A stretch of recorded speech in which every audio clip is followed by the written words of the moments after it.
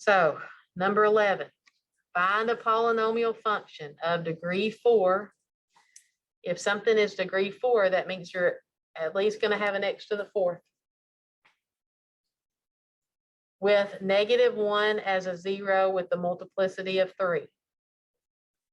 Okay, so if -1 is a 0, then that means that we would do the opposite and put x plus 1. Multiplicity of 3 would be to the 3rd power. And 0 with the multiplicity of 1. So if 0 is a 0, remember that that's like, if 0 is a 0, that's like saying x minus 0 to the 1st power. So I like to put that in the front and just say that's x to the 1st power. X minus 0 to the 1st power is just x. Okay. It would be nice if we could just put that answer, but we can't because they want this thing multiplied out. So let's go slow on this. We're going to say we've got to do x times x plus 1 times x plus 1 times x plus 1.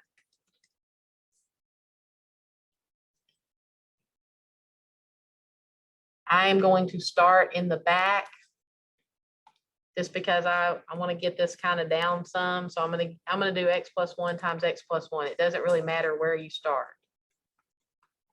So we're going to use FOIL.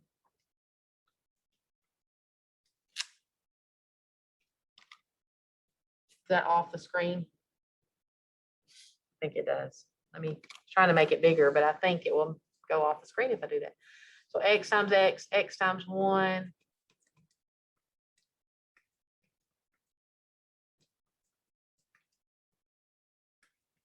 So I'm going to combine the things I can together in this last section. That's going to be x squared plus 2x's plus 1.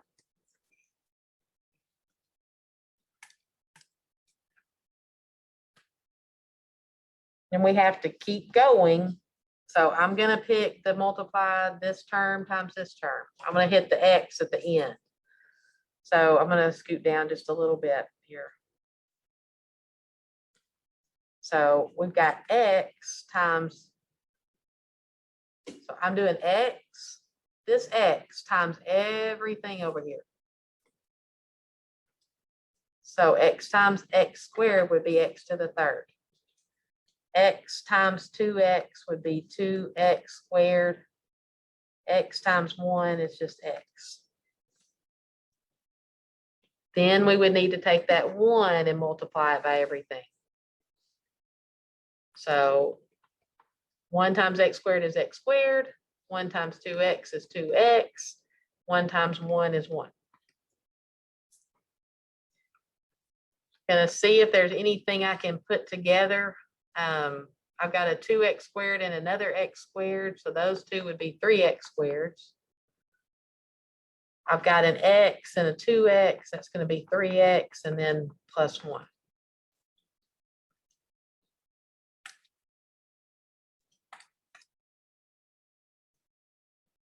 Then the last thing we want to do is multiply this x by all of these things. So x to the 4th plus 3x to the 3rd. X times x to the 3rd is x to the 4th. X times 3x squared, 3x to the 3rd. X times 3x, 3x squared. And then x times 1 is just x. So that means our final answer up here is x to the 4th plus 3x to the 3rd plus 3x squared plus x. That problem is not difficult. It is time consuming, and you need to make sure you slow down so you don't make careless mistakes, because it's not that the problem's that difficult. It's just, it takes some time. Don't try to speed through it. You want to get it right. Any questions about that? How we came up with that? Number 12 is an easy one. It says, suppose a polynomial function of degree 4 with rational coefficients has the following given numbers as zeros. Find the other zeros. Remember that if it has an I, it could have a negative I. If you see a square root, If there's a negative square root, there should also be a positive square root, but you don't mess with anything else. So, yeah, there is an I here. So that means that there would be a negative I that would go with that. Do I mess with the 6 on this part? No, you only mess with the square root. You only mess with i's and square root. So we would still put the 6 down, but since it's minus, we would say plus the square root of 7. So those would be our 2 other roots. If it's an I, it's going to have both the positive and negative. If it's a square root, it's going to have both the positive and negatives, but you leave everything else alone. Find a polynomial function of lowest degree with rational coefficients that has the given numbers as some of its zeros. So if square root of 3 is a 0, what's another 0? That would have to be 1. If positive 3i is a 0, then negative 3i has to be a 0. So I'm going to come over here. They want us to actually multiply this stuff out to find this. So we would say x minus the square root of 3 times x plus the square root of 3, x minus 3i, and x plus 3i.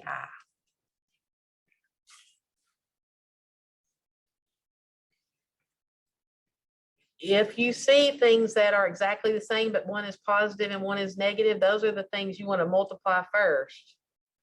So these two will probably have something cancel out and it would make my life easier. So I'm going to multiply these two. These two would also fit that, right? So we want to multiply these two first and then these two. Then we'll put everything together at the end. X times x, x squared. X times the square root of 3, x square root of 3. Some people put the x in the back of the square root of 3, but it just can't be underneath the square root sign, right? You could say square root of 3 and then x. Okay, we're going to do negative x square root of 3.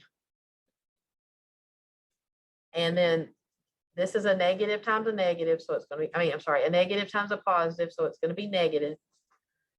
And the square root of 3 times the square root of 3 is, it is the square root of 9, which is 3, right? Yes, it is the square root of 9, which is 3. So if you look at this, these middle two terms are just going to go away, and we're just left with x squared minus 3. Then I'm going to come and mess with this part in the back. So it is important that you remember that I squared is equal to -1. Make yourself a note. I squared is equal to -1. So when we do this, we've got x times x. That's x squared. X times positive 3i. So I'm just going to put 3xi. It doesn't matter what order you put that stuff in.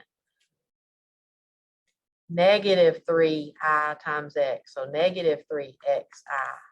And then the last term is a negative times a positive. So negative. 3 times 3 is 9. I times I is I squared.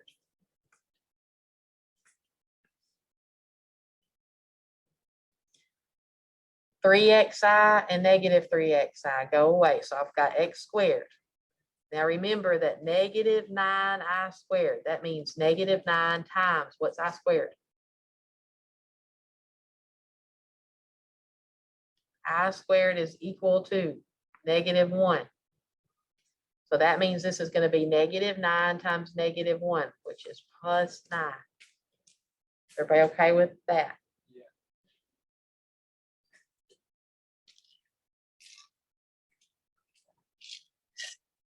Okay.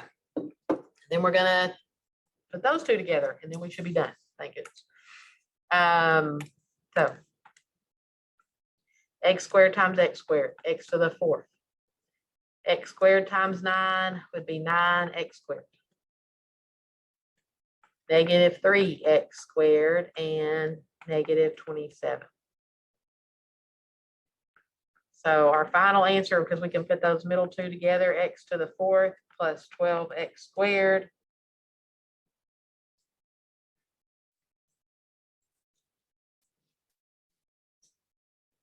minus 27. There is a mistake somewhere right here, right? So this -3 times x squared, I put plus, and it needs to be a minus. So this, yeah, this needs to be 6, sorry.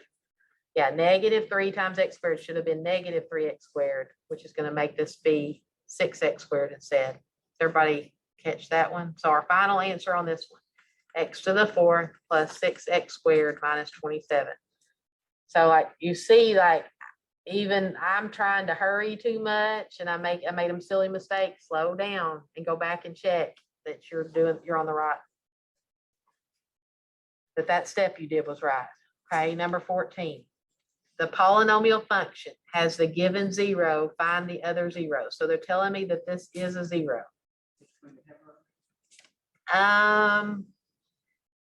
The first thing you could do, right? You could go to your calculator and you can see if you typed in your poly root finder, you can see if you can see your other zeros that way. Absolutely, you could do that, right?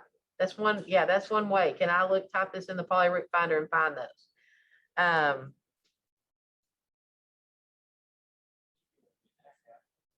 I have the answers and the answer is no. So if you go to poly root finder, it's going to tell you that you have a 0 and that 0 is at -6. And it's going to say your other two are not real. They're not, I'm sorry, they are real. They're irrational.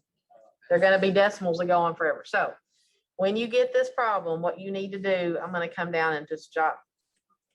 We're going to use synthetic division first, because if you use synthetic division first, you can get it down to something smaller. So I've got 1x to the 3rd, 6x squared, -3x minus 18. And whenever I do this, I should get a 0 right here because they told me it's a 0. So I'm going to divide that out. 1 times -6 is -6. Add those together, you get 0 times -6 is 0. -3 and 0 is -3. -3 times -6 is +18, which is 0. If we started out with an x to the 3rd, what is this? Should be 1 less. So you're absolutely right. It should be 1x squared plus 0x minus 3 is equal to 0. So that's just x squared minus 3 equals 0. At this point, could I find the rest of the answers in the calculator? You have to use the quad program, right? Because this is quadratic. So A would be 1, B would be 0, and C would be -3. And it would tell you what the answers are if you do that. I'm going to just solve it because it's not that bad. X squared is equal to 3. So we would take the square root of x squared. So x is equal to plus or minus the square root of 3. So plus or minus the square root of 3.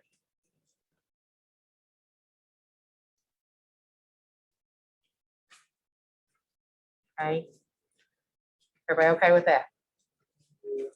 So use synthetic division, get one of them to go away. Then you can use your quad program after that. On this one, it's asking for all of the possible things that could maybe go into this thing. How would you come up with them is basically what this was. And the first thing we did is we wrote down what were the factors of the thing on the very end, that your constant term that has no exponent or no variables with it.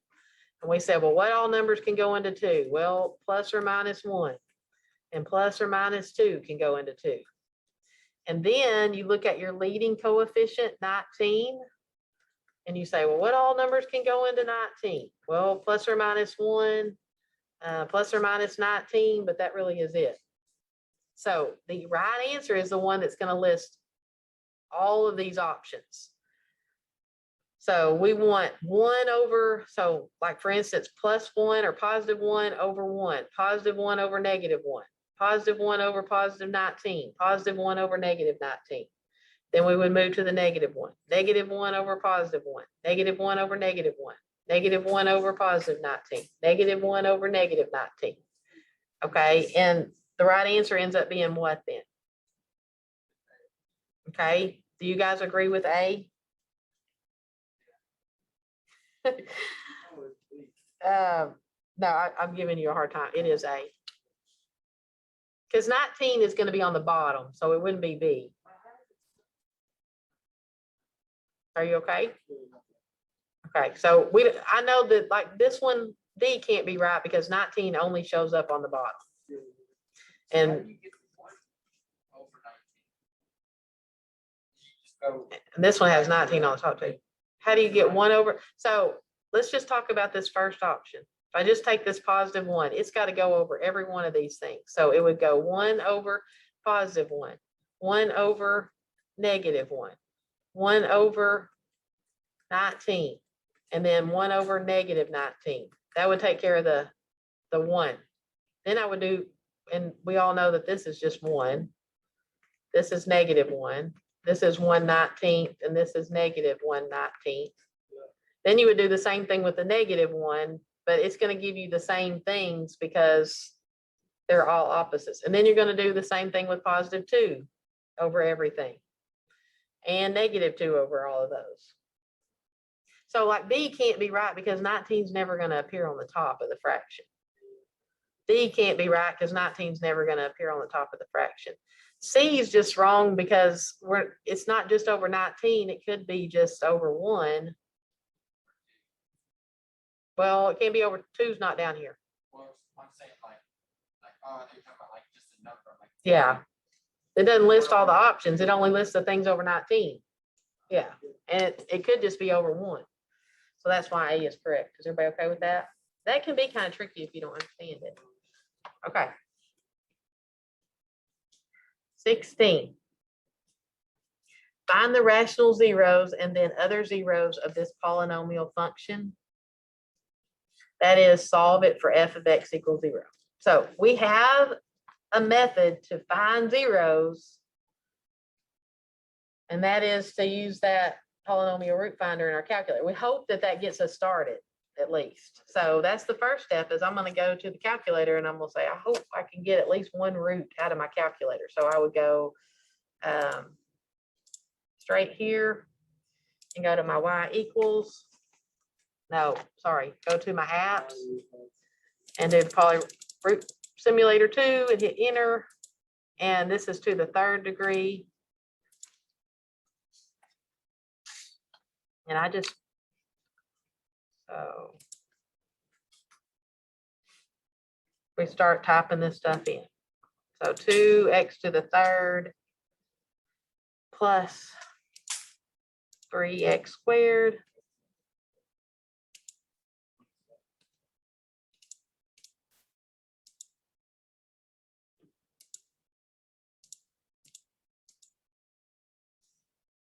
okay, and we're gonna hope I'm hitting solve, and it tells me 1. Now, if we go back, I think we can get some more. It tells me just 1 root. If we go back to our apps, let me get out of here, and I hit that, and this time I tell it, it's because I had it set on only real, and I do want it to tell me if I have any imaginary ones. So I'm going to go ahead and enter A plus BI would mean give me my imaginary ones too. And I already typed that in. Now it tells me everything, right? Okay, so you had to have that selected, that A plus BI. When I knew when it told me only 1, I was supposed to have 3. So does anybody need me to go back and show you where that was? Okay. I mean, we can still find them, but it'd be easier if we could just do it from here. So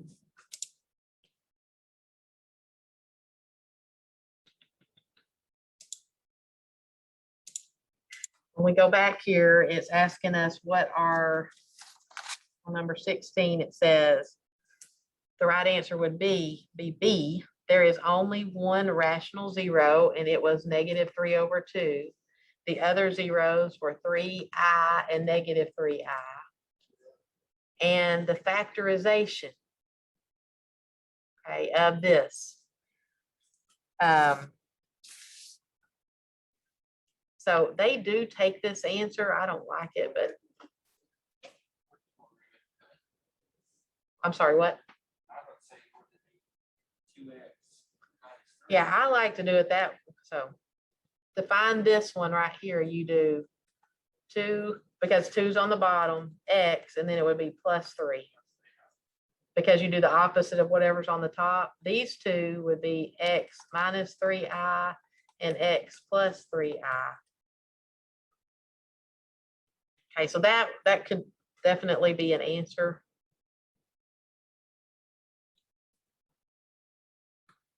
Two x plus 3 times x minus 3i, x plus 3i. The answer that they have, the answer that they have on here is the same answer. It looks different. So I'm gonna write down what they have. They have to do 2 times x plus 3/2, x plus 3i, and x minus 3i. You don't have to do that. This one's correct. The one on the top is correct. Do you see what they did here? That's what They factored out the 2. I don't know why they needed to do that. That wasn't necessary. And so when you multiply 2 times x, you get 2x. 2 times 3/2 will give you back 3. They just did the opposite of whatever was in here and then factored that out. So if this gives you any problems, you send me an email and I will give you credit. Because this one is correct too. That's correct. Either way. Okay. Number 17. Or tell me in class the next time after you take the test, and I'll go back and look at it on that 16. Number 17, find the domain of the function. Okay.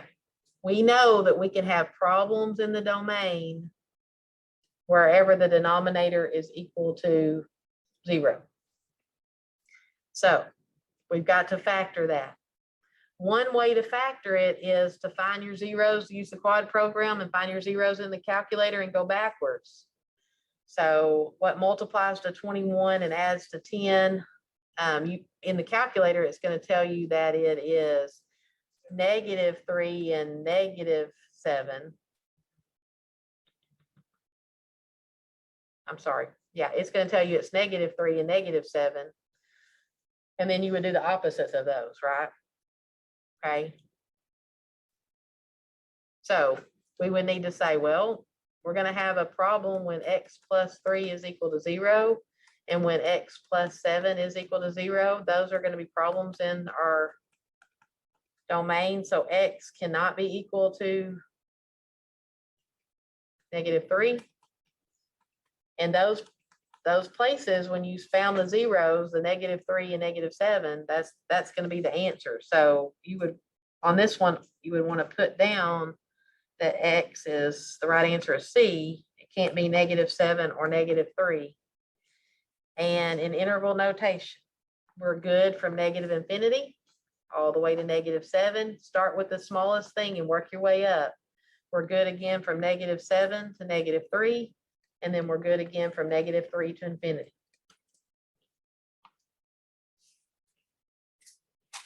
Okay, questions about that? So those, really, you don't, if you use your calculator to solve this, the zeros are the answers here. Okay, you don't have to keep solving it if you do that. Number 18. Find the domain of the rational expression. Okay, we know that we can't have 0 in the denominator. So if we use our calculator to find the zeros, those are going to be where the problems are. So if you factor it, you're not using your calculator, but you're just going to factor it. What multiplies to -35 and adds to 2? That's going to be x plus 7, x minus 5. So these would be the answers that the calculator gave you using the quad program. When you solve it for 0, x equals -7. Calculator is going to tell you that when you use the quad program, and x is equal to 5. And so when you write your answer on this one, on number 18, it just wants to know what our domain is. I'm going to write it over here. So we're good from -infinity to -7. We're good again from -7 to 5. We're good again from 5 to infinity. We've got problems at -7 and 5. So same type of problem that you worked in 17. You just want to know where your zeros are because those are going to give you issues in your denominator. List all the asymptotes of the following function, then graph the function. Okay. Here we go. What do we do first? Factor this x squared minus 9. So you could find your zeros and work backwards.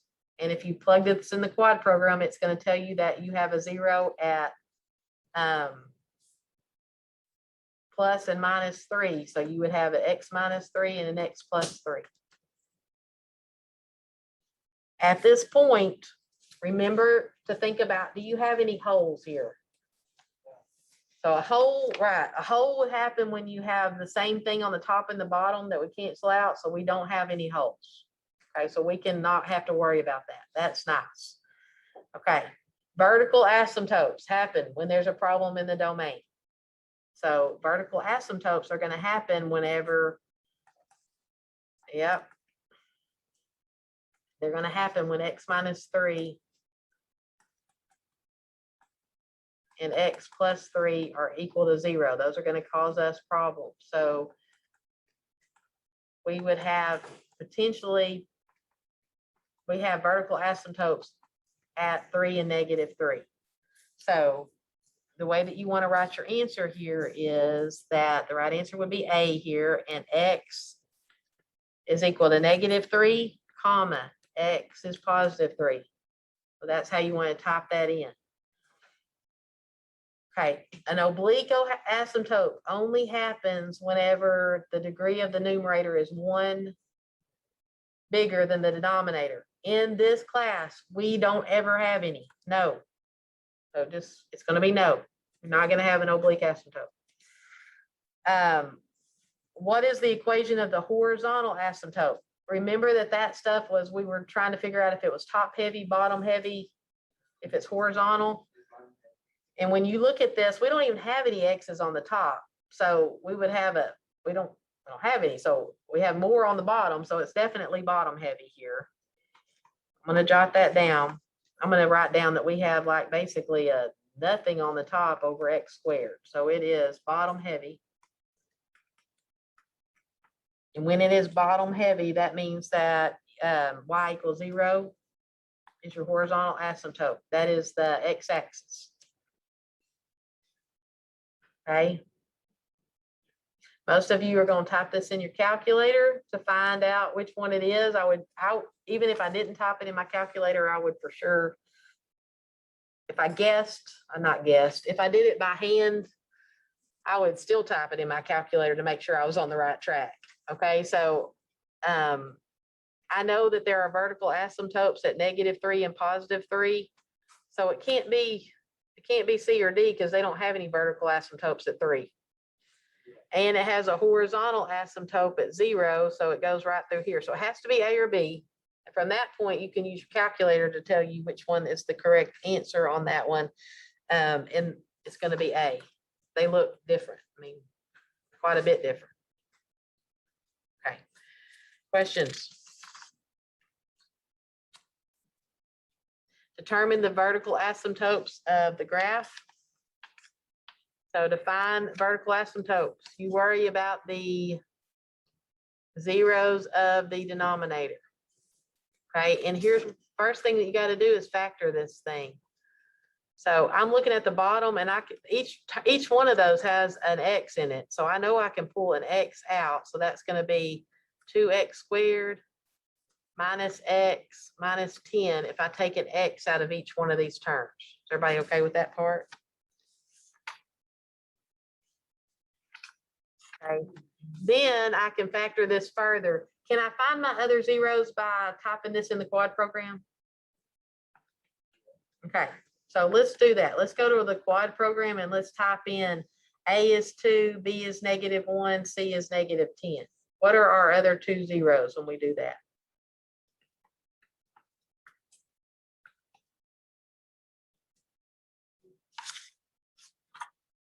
If you're following online, tell us what our other two zeros of 2x squared minus x minus 10 are.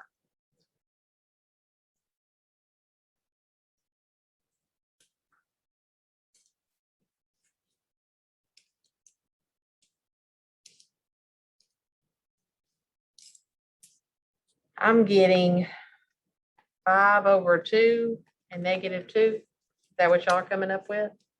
I can use that to write the rest of this, which would be 2x minus 5, because it's always going to be the opposite of whatever's on top.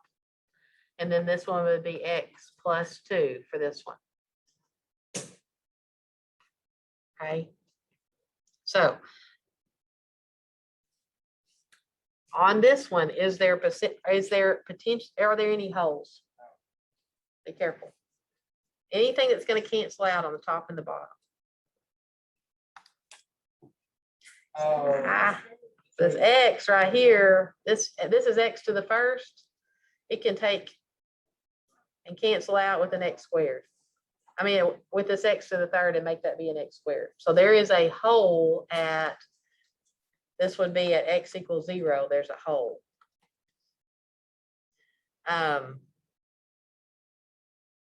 Which means that these right here are my only problems. Let me rephrase that. If they were to ask me to give me what the domain is, this would count. That x would count, but they're saying, what are your vertical asymptotes? So that first term is not a vertical asymptote, it's a hole. So these other two things, when we solve that, 5/2 and -2 are going to be, and don't write it like, let me make sure, yeah. Since it already has the x equals right here, you can just write 5/2 and -2 in the comma like that. But you're solving these for 0, right? yeah. Okay, questions about that?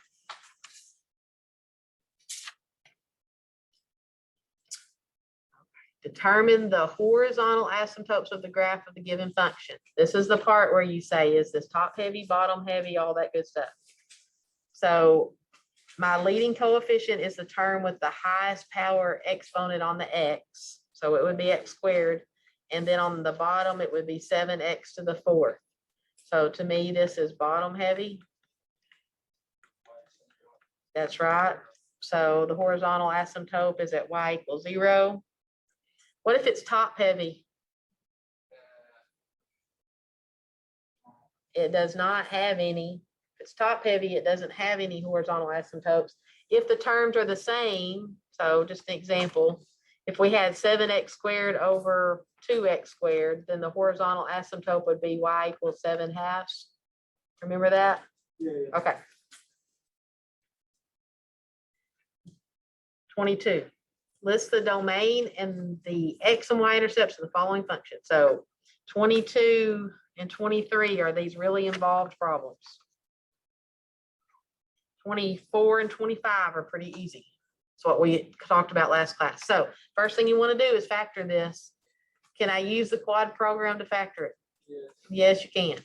So you could use the quad program and find the zeros and work your way backwards. So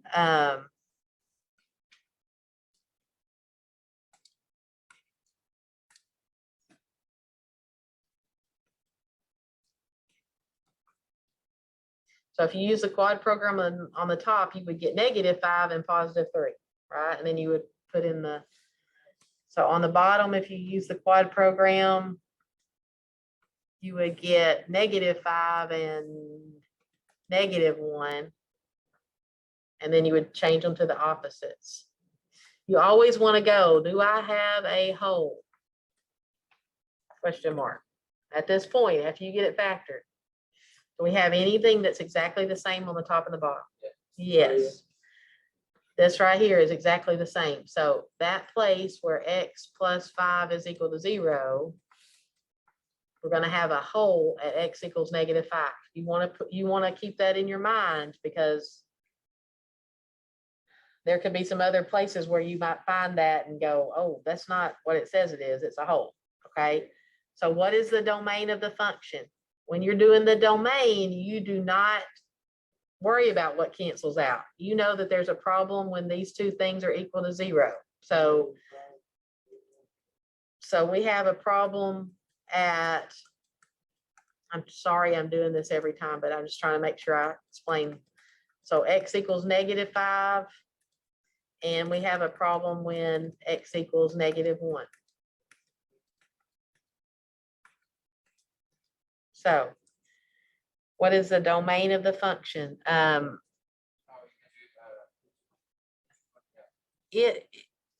yeah, it's interval notation, so I'm gonna negative infinity,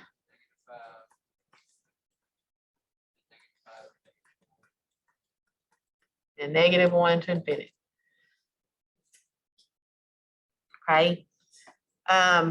Find the X and Y intercepts, select the correct choice and fill in the blank. So on 23,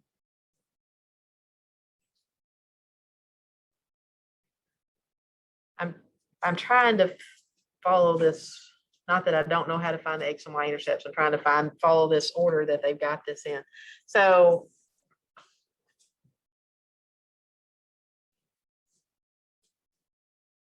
on my paper, I feel like it's asking for the vertical asymptotes next. I guess it's not. So how do you find so the x-intercept is when y is equal to 0. And remember that you just find the zeros of the numerator. So you look at this right here, the zeros of the numerator to find the x-intercept. So you say, well, x plus 5 is equal to 0 and x minus 3 is equal to 0. So you would subtract 5 and you would add 3. I see the problem now. I was looking at the wrong problem on mine. So these would be my x-intercepts. But there's an issue, right? This is a hole. This is not an x-intercept. So we would want to say the right answer is C. The x-intercept is 3, 0. Okay. Y-intercepts happen when x equals 0. So you would just go to your original equation and everything that has an x in it, you would plug in a 0. So you should only be left with whatever is remaining there that doesn't have an x. So this cancels, this cancels, this cancels, this -15/5, -3. So your y-intercept is the point 0, -3. Questions about that?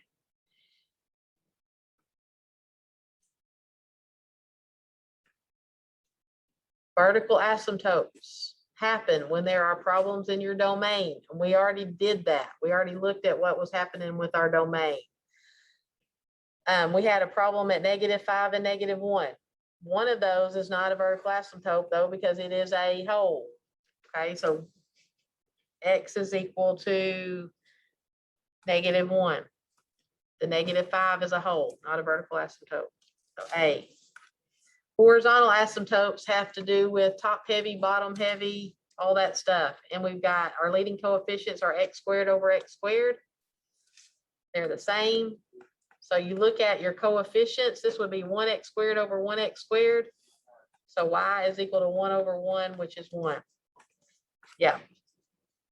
There is a horizontal asymptote at y equals 1. We do not deal with oblique asymptotes. They happen whenever the degree is exactly 1 higher on the top than the bottom, but we don't have any of those questions. And we want to select the graph of the correct one. You can see that there are some holes here. So we know our hole is supposed to happen at x equals -5.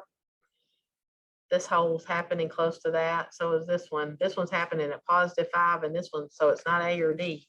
Those both have holes at +5. So they're saying the right answer is C. When you graph that, I mean, those are very close to each other. Make sure you kind of pick another point so you can, because we said it could either be B or D. Make sure you really check some points and make sure you're picking the right one. Okay, one more of these difficult ones. So when we start this problem, you need to factor out on the top, you can factor out an x. So that was going to give me x plus 2 if I factor out an x. Looks like on the bottom, I could also factor out an x. That would give me 3x² minus 5x minus 2. And I could keep factoring the bottom. Okay, so you could use your graphing calculator to use the quad program to get these other zeros. I think that's what the most of you are going to do.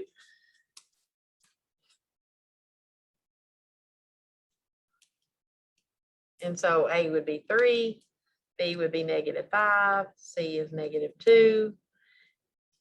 And I'm getting that my other two zeros would be 2 and -1/3. So one of them would be x minus 2. To write this one, you would say 3x plus 1 to get this one.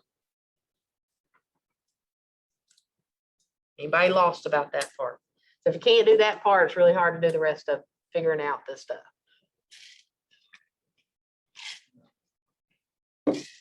Okay. Holes? No. Yes? Yes, you're right. Sorry, I missed that one. Yes, we have a hole right here because these two would cancel out. So that would be where x is equal to 0. When it's just an x, there's a hole. You're absolutely right. Then, now that still causes us a problem for our domain, right? We still have a problem in our domain at 2, at all of these points, 2 and 1/3 and 0. They were the zeros that we found in the denominator. So on 23, we want to say A. What is the equation of any vertical asymptotes? Well, we have vertical asymptotes that are other two zeros that aren't holes. So at 2 and -1/3, the other two zeros that were not holes. Oblique asymptotes happen whenever the degree of the numerator is 1 greater than the denominator, and we don't have any of those. So, but this is also asking about horizontal asymptotes. So wait a minute. We don't have any oblique. Horizontal, you want to look and see, is this thing top heavy, bottom heavy, what? So we've got, it is definitely bottom heavy because we've got an x squared over x to the 3rd.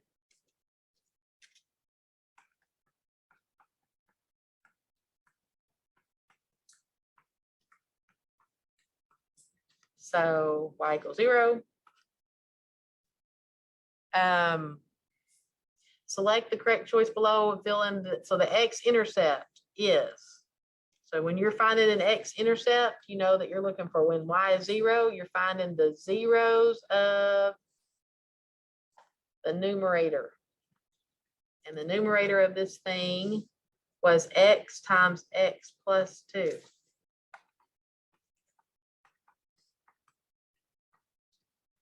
This is a whole. So -2 is going to be, so your x-intercept is the point -2, 0. Your y-intercept happens whenever x is equal to 0.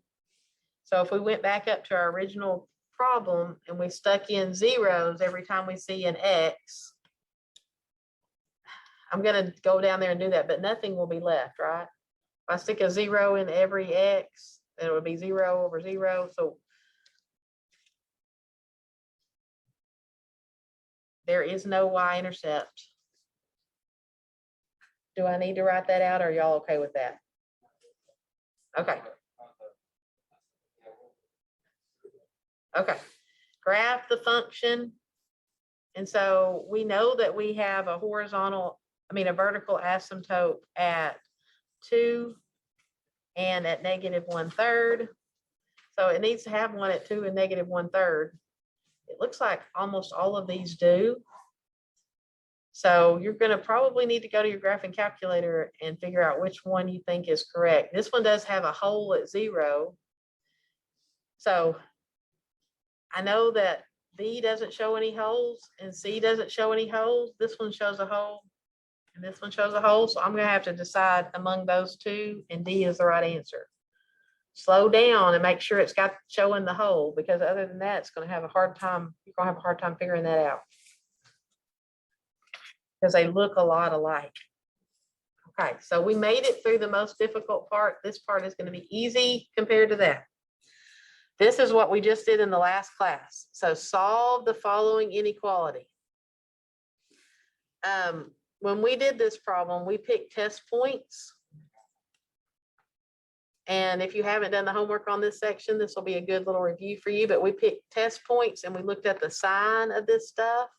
So I'm looking at this right here, and I know that my answer on this one has to be less than 0. So you would solve it for 0 first. That's the first thing you want to do. And it is solved for 0. So the zeros would be, when is x minus 2 equal to 0? And when is x plus 3 equal to 0? So we would solve those things.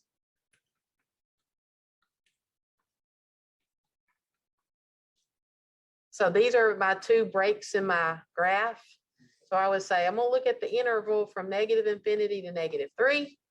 I'm going to need to look at what happens from -3 to 2 and from 2 to infinity.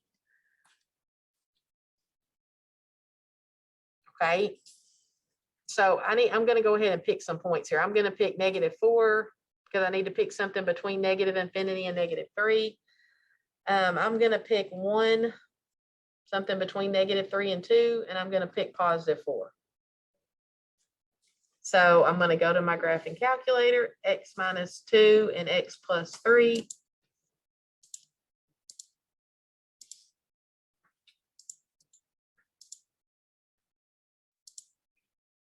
Let's type it in exactly like it is. Thank you. I get for trying to hurry and tell y'all all the time, don't hurry, and then I try to hurry and mess up. X plus 3.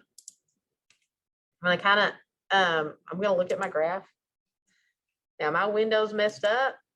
Usually, if I hit window, we usually keep our window from -10 to +10, and we changed it a while ago to mess with that crazy graph. So we can always go back and put our minimums at -10 and our maximums at +10.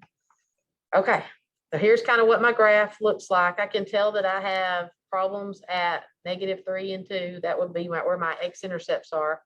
It looks like the part in between -3 and 2 is below 0, and the other parts are above 0. So we can go to our table and get, we said -4 was one of the points, 6. 1 is -4, and +4 is 16. So 6, -4, and 14. So 6, -4, and 14. And we're looking for things that are less than 0. So this is positive, so we don't want it. This is positive, we don't want it, because we want things that are negative, less than 0. So this section should be our answer between -3 and 2. If this has the equal to part underneath it, it doesn't. But if it did, how will your answer change? Should be bracket. It would be brackets instead of parentheses if it had the equal to part. Okay, does everybody understand that? Okay, last question. That's why I wanted this. Now you see why I wanted to do part of this on Monday. So first thing you need to do is, this is not solved for 0. So the first thing I need to do to start this thing is subtract 8x. So I would get x squared minus 8x plus 20.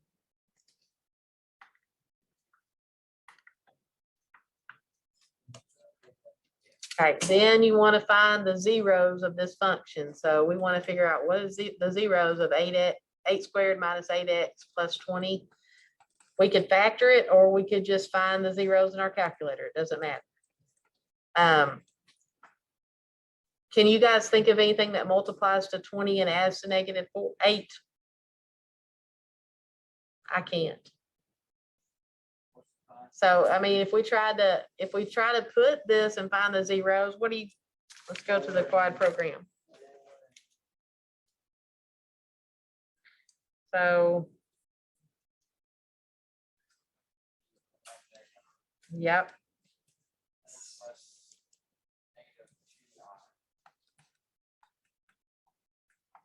That's what the calculator's telling me, 4 plus or minus 2i. So when this happens, there's no point in doing this interval thing because it's not going to work because it doesn't even show up on our graph. So what you need to think about is, okay, our answer has to be the things that are less than 0. So I'm going to go straight to my graph this time. And I'm going to type in x squared minus 8x plus 20. And I'm going to look at what's going on there. I want everything that's less than 0. So